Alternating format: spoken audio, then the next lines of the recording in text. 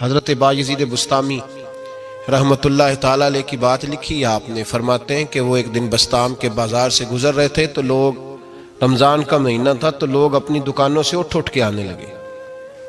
اپنا کاروبار چھوڑ کے ملنے لگے۔ تو حضرت بایزید فرماتے ہیں کہ میرے دل میں خیال آیا، بادشاہ بھی آئے تو کوئی دکان نہیں چھوڑتا، کتنا میرا مقام ہے، کتنا میرا درجہ ہے کہ لوگ آ رہے ہیں۔ فرماتے ہیں شیطان نے میرے نفس کو بڑا کر دیا، میں نے رمضان کے مہینے میں ایک کھجور اٹھائی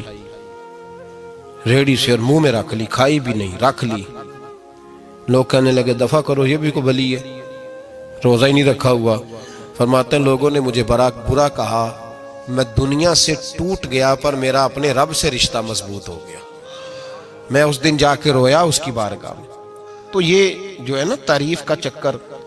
شیخ سعدی فرمایا کرتے تھے لکڑی کو گھن کھاتی ہے اور بڑے لوگوں کو تعریف کھا جاتی ہے۔ بڑے لوگ جو تھے نا پرانے بادشاہ، انہوں نے قصیدے پڑھنے کے لیے شاعر رکھے ہوئے تھے، چودھری، سردار،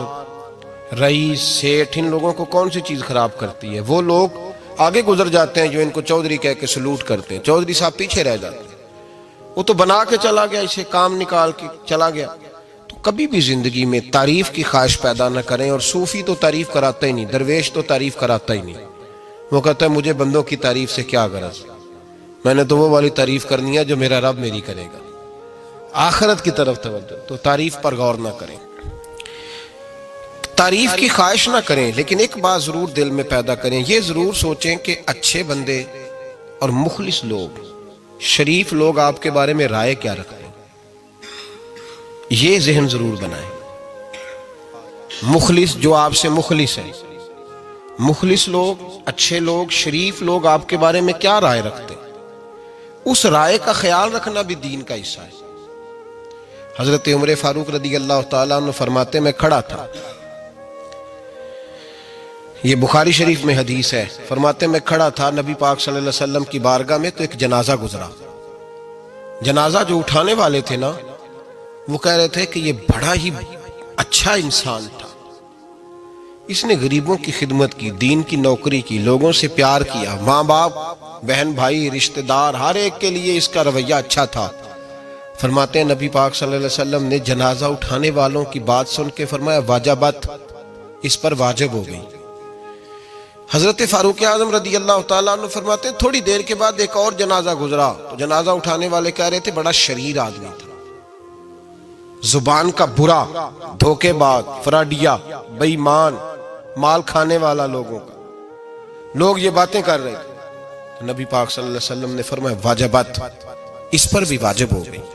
حضرت عمر کہتے ہیں جنازے گزر گئے دونوں، میں نے عرض کی یا رسول اللہ صلی اللہ علیہ وسلم، جس کو لوگ اچھے جملوں سے یاد کر رہے تھے اس پر بھی واجب ہو گئی، اور جس کو لوگ برے جملوں سے یاد کر رہے تھے اس پر بھی واجب ہو گئی۔ تو محبوب نے وہاں لفظ ارشاد، یہ بخاری کے لفظ ہے، فرمایا انتم شہداء اللہ فی الارض، فرمایا عمر تم لوگ زمین پر میرے اللہ کے گواہ ہو، تم لوگ، چونکہ اشارہ حضرت عمر کی طرف ہے تو اس سے مراد نیک لوگ، اس سے مراد پرہیزگار لوگ، اچھے لوگ، انتم شہداء اللہ فی الارض، تم لوگ زمین پر اللہ کے گواہ ہو۔ فرمایا جس کو جنازہ اٹھانے والے لوگوں نے کہا کہ یہ بندہ اچھا تھا، تو میں نے کہا واجبت، اس پر جنت واجب ہو گئی، اور جس کو جنازہ اٹھانے والے لوگوں نے کہا شریر تھا، برا تھا، نالائق تھا، تکلیف دیتا تھا، چونکہ تم زمین پر اللہ کے گواہ ہو، تو میں نے کہا واجبت، اس پر جہنم واجب ہو گئی۔ اپنے مخلصین کے بارے میں ضرور یہ خیال کریں کہ ان کی آپ کے بارے میں رائے کیا ہے، رائے، اچھے لوگوں کی رائے، ہمیشہ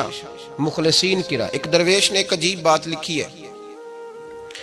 ہمارے یہاں کہا جاتا ہے نا زبان خلق کو نکارہ خدا سمجھو، اس سے مراد ہر آدمی کی رائے نہیں ہوتی،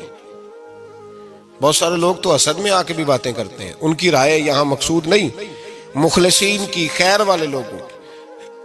اچھے کچھ لوگ تو ایسے ہوتے ہیں جن کی کسی کے بارے میں بھی رائے ٹھیک نہیں ہوتی، وہ جب بھی بات کرتے ہیں یا حسد کی بنیاد پہ کرتے ہیں یا بغض اور کینے کی، ان کی بات نہیں، لیکن باقی جو خیر والے لوگ، مثبت جو طبقہ ہے، جو اچھی سوچ کا حامل، وہ ہمیں پتہ ہوتا ہے کون سا بندہ کس طرح کا۔